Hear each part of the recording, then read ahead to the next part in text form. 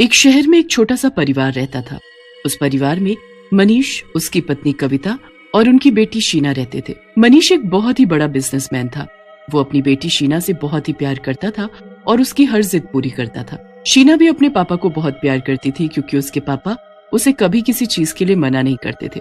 कविता को ये सब पसंद नहीं था। वो अक्सर मनीष को शीना की जिद पूरी करने से रोकती थी, पर मनीष को अपनी बेटी के आगे कुछ नहीं दिखता था। एक दिन ऐसा ही होता है, वो अपने पापा से गाड़ी की चाबी मांगती है। पापा, मेरे प्यारे पापा, मुझे जल्दी से कुछ पैसे और गाड़ी की चाबी दे दो। हाँ बेटी, क्यों नहीं, पर तुमने अभी अभी तो गाड़ी चलाना सीखा है। तुम एक काम करो, ड्राइवर को ले जाओ। अरे पापा, आपको नहीं पता मैं कितनी अच्छी गाड़ी चला सकती हूँ। आप मेरी जरा भी चिंता न करें, आप बस जल्दी से मुझे चाबी दे दो। नहीं जी, बिल्कुल नहीं, कोई चाबी मत देना इसको। आए दिन दोस्तों के साथ घूमना और देर रात घर आना। अब गाड़ी की चाबी दे दोगे तो फिर तो ये घर में टिकेगी ही नहीं। देखा पापा, देखा आपने कैसे मम्मी फिर से मेरे पीछे पड़ गई है। आज मेरा जन्मदिन है फिर भी। तुम चुप करो कविता, ये मेरी बेटी और मेरा मामला है, तुम बीच में मत बोलो। ये लो बेटी, तुम चाबी लो और अच्छे से घूम कर आओ। ओह थैंक यू पापा, यू आर दी बेस्ट। पर पापा, ये चाबी तो आपकी गाड़ी की नहीं है। शीना गाड़ी की चाबी लेकर बाहर जाती है तो देखती है कि घर के बाहर एक नई चमचमाती गाड़ी खड़ी है। शीना तो उस गाड़ी को देखकर खुशी से झूम उठती है। ये मेरी नई गाड़ी है, वाओ, ये तो वही गाड़ी है जो मैंने शोरूम में पसंद की थी। ये तो बेस्ट बर्थडे गिफ्ट है, थैंक यू पापा। शीना गाड़ी लेकर निकल जाती है। उसके बाद वो अपने दोस्तों के साथ शहर की सड़कों में यहाँ से वहां घूमती रहती है। यार शीना, अब बहुत रात हो गई है, मुझे देर हो रही है, मुझे तो घर छोड़ दो। चलो ठीक है, मैं तुम दोनों को तुम्हारे घर छोड़ देती हूँ। शीना अपने दोस्तों को घर छोड़ देती है और उसके बाद अकेले ही अपनी नई गाड़ी में सड़कों पर घूमने लगती है। घूमते घूमते वो काफी आगे निकल जाती है और रात भी काफी हो चुकी होती है, तो अंधेरा भी होता है। वो अपनी गाड़ी को खाली सड़क पर उल्टा सीधा चलाने लगती है, पर तभी सामने से एक ट्रक तेजी से आ जाता है। ट्रक वाला ट्रक रोकने की बहुत कोशिश करता है, पर शीना की गाड़ी बिल्कुल कुचल जाती है। वहाँ जल्दी से पुलिस आती है और शीना को हॉस्पिटल लेकर जाती है। वहाँ शीना के माँ बाप को भी बुलाया जाता है। सॉरी, पर हम आपकी बेटी को बचा नहीं पाए। नहीं नहीं, ऐसा नहीं हो सकता, हमारी बेटी नहीं मर सकती, वो हमें छोड़कर नहीं जा सकती। मनीष और कविता का रो रो कर बुरा हाल हो जाता है। वो बिना कुछ खाए पिए बस शीना की तस्वीर के आगे बैठे रहते हैं। वो शीना को बहुत याद करते हैं और उसे भुला ही नहीं पा रहे होते। मैंने बोला था ना कि मत दो इसे गाड़ी, पर आपने मेरी एक न सुनी और जाने कब नई गाड़ी उसे ला कर दे दी। मुझसे बहुत बड़ी गलती हो गई और इस गलती की सजा मैं जिंदगी भर भुगतूंगा। भुगतना तो अब हम दोनों को पड़ेगा। मनीष और कविता शीना के बारे में ही बातें करते रहते हैं। ऐसे ही दुख के साथ कुछ दिन निकल जाते हैं। फिर एक दिन एक पुलिस वाला शीना की गाड़ी लेकर घर आता है, जो बहुत ही बुरी हालत में होती है। ये आपकी गाड़ी है, हमने सब जांच पड़ताल कर ली है, इसलिए अब आप इसे रख सकते हैं। मैं क्या करूंगा इसका, पर हाँ, ये मेरी बेटी की आखिरी निशानी है, इसीलिए मैं इसे हमेशा उस गैराज में बंद रखूंगा। मनीष उस गाड़ी को गैराज में बंद कर देता है।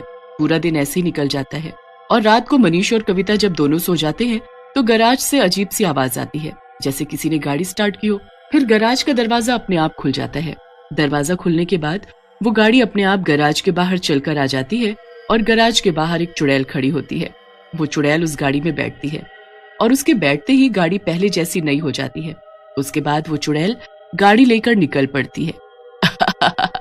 मेरी गाड़ी, मेरी प्यारी गाड़ी। चुड़ैल गाड़ी चला ही रही होती है कि पीछे एक दूसरी गाड़ी भी चल रही होती है। उसमें एक आदमी बार बार अपनी गाड़ी का हॉर्न बजाकर आगे वाली गाड़ी को हटने को कहता है। चुड़ैल को इस बात पर बड़ा गुस्सा आ जाता है कि उसे कौन हटने को बोल रहा है। अबे पागल औरत, ये क्या कर रही है? तू मुझे पागल बोल रहा है? चुड़ैल, अरे बाप रे, ये तो चुड़ैल है, बताओ रे, कोई मुझे बचाओ। वो आदमी अपनी गाड़ी वहीं छोड़कर अपनी जान बचाकर भाग जाता है, पर जाते जाते वो गाड़ी का नंबर नोट कर लेता है। कैसा मजा आया, भाग गया ना मुझसे डरकर, बड़ा आया था मेरी गाड़ी को हटाने वाला। पूरी रात वो चुड़ैल उस गाड़ी को लेकर सड़कों पर घूमती है और 4 बजने से पहले ही वापस उसे उसी गैराज में ले जाकर खड़ा कर देती है। सुबह होने पर मनीष के घर पुलिस आती है। वो आदमी भी साथ आता है जिसका पिछली रात चुड़ैल ने एक्सीडेंट किया होता है। क्या हुआ सर, आप यहाँ? इस आदमी ने कंप्लेंट की है तुम्हारी गाड़ी की और बोल रहा है उसमें एक चुड़ैल बैठी थी। चुड़ैल? ये कैसी बातें कर रहे हो आप? और मेरी गाड़ी जिसकी आप बात कर रहे हो, वो गाड़ी सड़क पर कैसे हो सकती है? उस गाड़ी की हालत तो स्टार्ट होने वाली भी नहीं है। मैं आपको अभी दिखाता हूँ। मनीष गैराज खोलकर पुलिस को उसकी गाड़ी की हालत दिखाता है।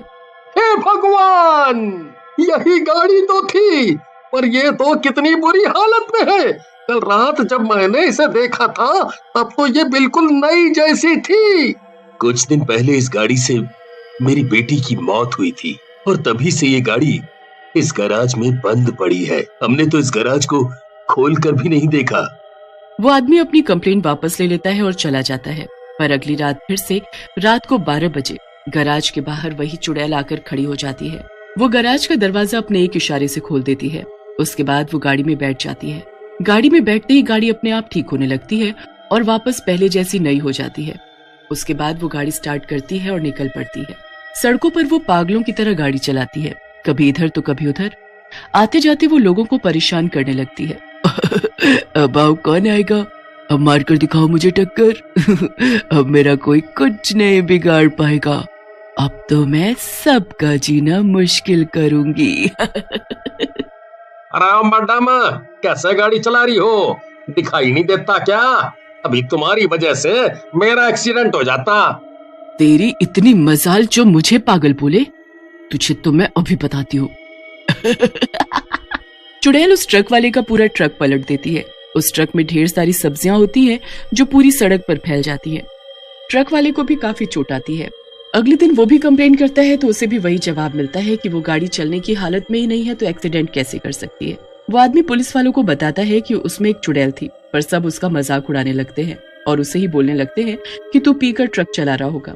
पर हर दिन चुड़ैल रात को गाड़ी लेकर निकलती और किसी न किसी का एक्सीडेंट कर देती। उस रात मनीष और कविता अपने कमरे की खिड़की पर ही खड़े रहते हैं। जैसे ही रात के 12 बजते हैं वो चुड़ैल गैराज के सामने आ खड़ी होती है। उन दोनों की तो चुड़ैल को देखकर हालत खराब हो जाती है। चुड़ैल गाड़ी निकालती है और उसमें बैठकर निकल जाती है। उसके बैठते ही गाड़ी भी नई जैसी हो जाती है। हमें देर नहीं करनी चाहिए, किसी पंडित किसी बाबा को बुलाओ, ये चुड़ैल तो आए दिन लोगों को नुकसान पहुंचा रही है। मनीष अगले दिन ही एक तांत्रिक को बुलाता है। वो तांत्रिक गैराज के अंदर जाता है और उसे सब समझ आ जाता है। ये चुड़ैल कोई और नहीं, तुम्हारी ही बेटी है। इसकी मौत इस गाड़ी से हुई है और ये गाड़ी उसे बहुत पसंद होगी, इसीलिए वो इस गाड़ी के जरिए भटक रही है। हमारी बेटी, हमारी शीना। मरने के बाद कोई किसी की बेटी नहीं होती, वो बस एक चुड़ैल है, एक बुरी चुड़ैल जिसकी आत्मा को मुक्ति दिलाना बहुत जरूरी है, वरना वो कुछ भी कर सकती है। आपको जो ठीक लगे आप वो करो। मैं इस गाड़ी की पूजा कर रहा हूँ। अब वो चुड़ैल जैसे ही गाड़ी में बैठेगी भस्म हो जाएगी। ये गाड़ी और वो चुड़ैल दोनों उसी वक्त राख हो जाएंगे और तुम्हारी बेटी को मुक्ति मिल जाएगी। बस जो सही है आप वो करें। तांत्रिक उस गाड़ी की पूजा कर देते हैं। फिर रात को सब खिड़की से छुपकर चुड़ैल के आने का इंतजार करते हैं। जैसे ही 12 बजते हैं चुड़ैल गैराज से गाड़ी निकालती है और उसमें बैठ जाती है। उसके बैठते ही गाड़ी में एक धमाका होता है। चुड़ैल और गाड़ी दोनों राख हो जाते हैं। शीना की आत्मा को मुक्ति मिल जाती है। उसके बाद मनीष और कविता उस राख को नहर में बहा आते हैं।